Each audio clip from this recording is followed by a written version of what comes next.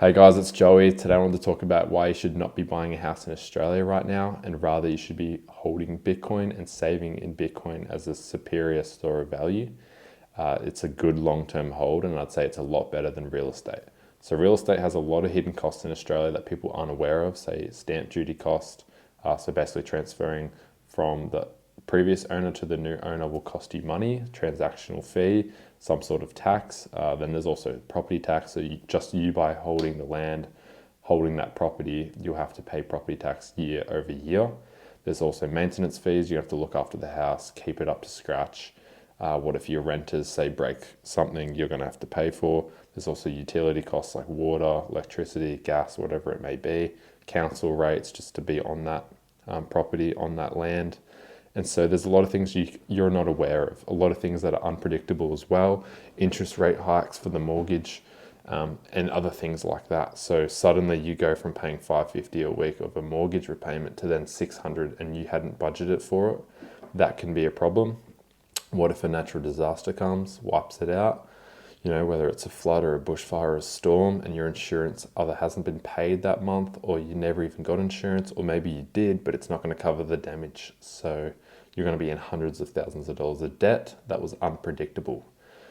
There's also now the 5% deposit trap is what everyone's calling it.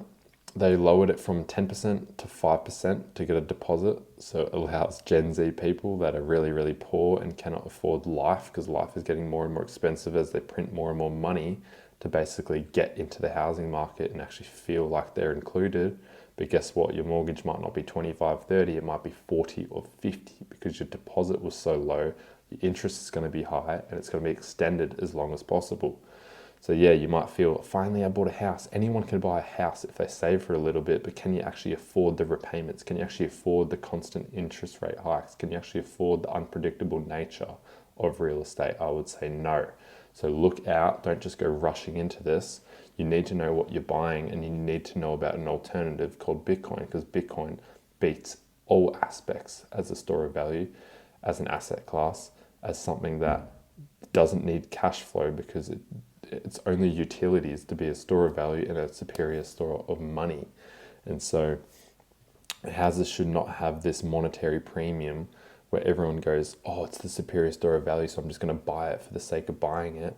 You know, I don't need just one house to live in with my family. I want to buy 10 and try and get as rich as possible. But guess what? I'm going to price out the entire Gen Z and Gen Beta. It's like, dude, you just priced out every young Australian, and just because you're sitting on your big pile of real estate and, you know, millions of dollars of debt, well, guess what? You've just destroyed us. So that's also all the immigrants that are coming over, buying Australian houses.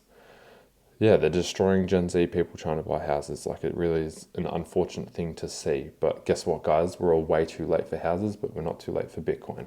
I would not be buying a house right now. So houses are extremely inflationary, and so they can just make more and more and more. So it's like, why would you want to buy something that they can just make infinitely more of? It's kind of like, you know, there's a reason that gold is a superior precious metal over silver or copper, because it's really hard to find and it's really hard to quote unquote make more of. Cash is just paper, so cash is not a good store of value. That's why no one wants to hold cash anymore. They're just printing more and more of it. They're essentially printing houses, quote unquote. We're going to see 3D printing come into the housing market, but also they're decreasing the quality of the wood they use, the metals they use, the structure. They're moving away from bricks and rather basically to a styrofoam type build. And so they really are reducing the cost of building a house, but then the house is still going to be worth $600,000, $700,000, $1 million, $2 million house. But the quality of the house is just not there. Like, it's depreciated in quality over time. That house has got rusted, it's gotten old, it's gotten run down, but the price is going up. That is the problem.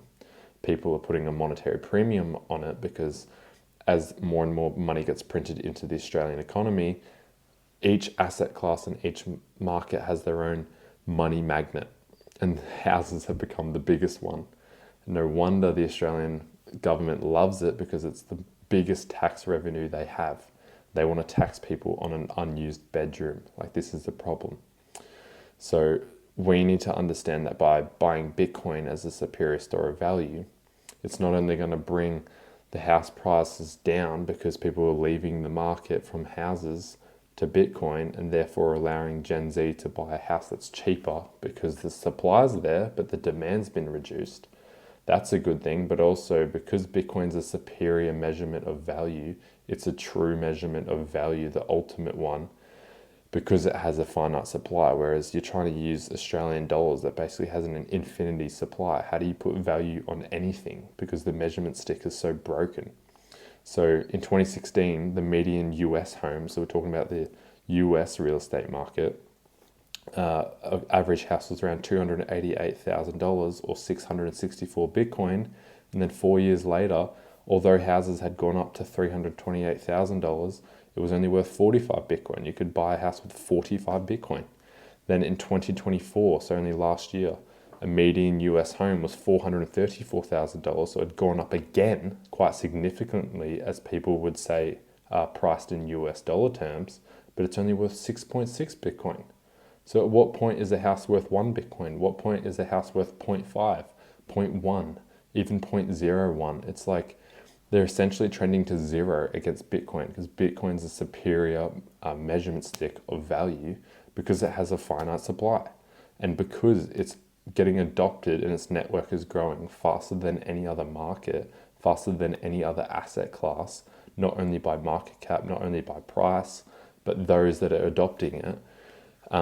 It's just really interesting to watch that unfold. So why would you want to be buying a house when you're missing out on the best store of value, the best money, the best digital gold, the digital property? It strips away the faults of physical things like physical house. It strips away all those problems with it. It turns it digital and becomes the superior thing to be holding. And so Bitcoin's actually deflationary. Every 4 years, there's a Bitcoin halving. So the supply of Bitcoin that's getting released gets halved. And therefore, it's a supply squeeze. Less and less supply getting delivered to the market, but there's more and more demand. So how can more and more demand go into something that's decreasing in supply? Well, guess what? You're just going to see its price hike up and to the right. Whereas houses, as soon as there's more demand, there's more houses. And the price is still going up, but that's just because they're printing so much money. It's like 12% at least in Australia. And your house price is not going up the same as 12%. It might struggle some years and only do 9%, 10%, whatever. Sometimes a lot lower. And so even if you have a house and your house is going up, quote unquote, your life is still getting worse and worse by getting poorer and poorer. And by the time your house has hiked up and you want to sell, every other house that you would want to buy as an alternative has gone up as well. So the good thing about Bitcoin, you just put it away for a long period of time, it price appreciates, and then you can sell a very small percentage and put a down payment on a house, a decent one, to reduce your mortgage to say 15, 20 years instead of 30 or 40. Or you've held Bitcoin long enough and you've stacked sats hard enough that you could buy a house half outright or fully outright, because Bitcoin's price is going up 59% every single year, and it's done that the last 7 years. If you want to extend it to 10 years, its average is 80. So let's say it stays at 59%, or let's say it stays at 30% a year. Bitcoin's going to outperform everything. So wouldn't you want to be holding some? This is the problem that everyone gets so distracted with other assets, mainly real estate, where they think that's a monetary premium asset. It's going to go up forever. It's essentially doing a 2008 repeat for a bubble. Bitcoin is the superior place to be putting your capital. So Bitcoin's also instant liquid. So the moment you have to sell it, you sell it to the market 24/7. You know, the stock market has limitations. Real estate, how hard is it to find a buyer? How hard is it to then pay all these different taxes to swap ownership and all these things that you're not aware of? It can take months, it can take years to sell. And you never know what a decent price is, because how can you price it in something that is constantly getting printed dollars? Bitcoin doesn't have a reoccurring tax or maintenance. It just sits there and appreciates. It's just, if you can secure it safely over a long period of time, you're going to be rewarded for it basically infinitely. You don't have to constantly repaint the Bitcoin, fix something that happened with the Bitcoin, pay its water bill, do all these things, watch out for natural disasters. It's like it's 24 words either in your head or written down somewhere in cold storage. It's a lot safer. You can transfer it overseas. It's literally by a click of a button. I could transfer value right here from Australia to Las Vegas. I can, distribute it out to anyone across the world. It's basically money, but also it's a store of value. And so it's working really well for a lot of people. Now, there's no damage risk. Bitcoin, it's immune to these natural disasters. It's immune to tenant damage. It's just doesn't depreciate in quality. It's the same Bitcoin from 2010 that it is today. There's no unpredictable policy risk. So governments can try and change rules about Bitcoin ownership in that country specifically, but not for the world. And on top of that, it's up to you if you want to just keep it secure and safe offline mode as those policies change. And if you really want, flee the country. If something changed in Australia, you can move to another country and continue to save and hold Bitcoin. Like, they can't actually stop it. They can't even confiscate it. Like, look at China. China tried to ban Bitcoin years ago. Bitcoin's hit new all-time highs even without the Chinese market involved. But guess what? A lot of Chinese people were still holding it. A lot of people held it secretly. A lot of people mined it secretly. A lot of people left China to get away from the communist country into another country, but they get to keep their Bitcoin and hold the value into another country just by holding it in cold storage, just by memorizing 24 words in the head, getting to the US, unlocking the Bitcoin, and living a rich life. It's quite interesting. It's value that has no borders. Whereas real estate, you can't say the same. You're so stuck to that one spot where you bought, that country you bought, that state you bought, that town you bought.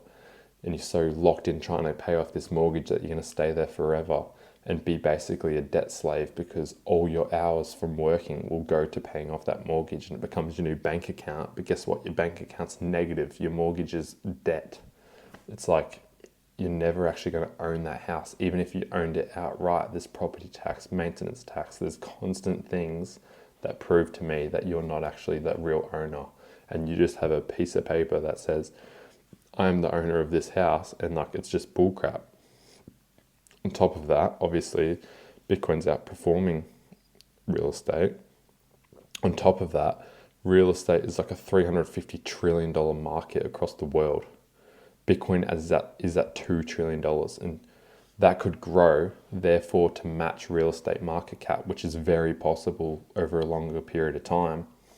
Bitcoin's got 175x in it, at least, just to match real estate. If Bitcoin's superior to real estate, it could pass that exponentially. It could eat not only real estate's market and bring housing market price down, it can eat into any other asset, because it can act as gold, it can act as art, it could act as collectibles, it can act as fiat currencies and bonds, it can act as all these things.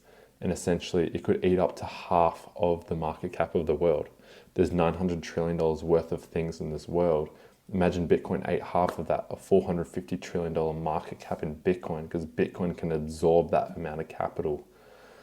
It's very interesting. Like, Bitcoin's so early, whereas real estate, you were way too late in the Australian market to try and enter now. Like, do you want to buy a really crappy rundown house for $1 million and hope it continues to go up? It's like, this bubble can't go forever.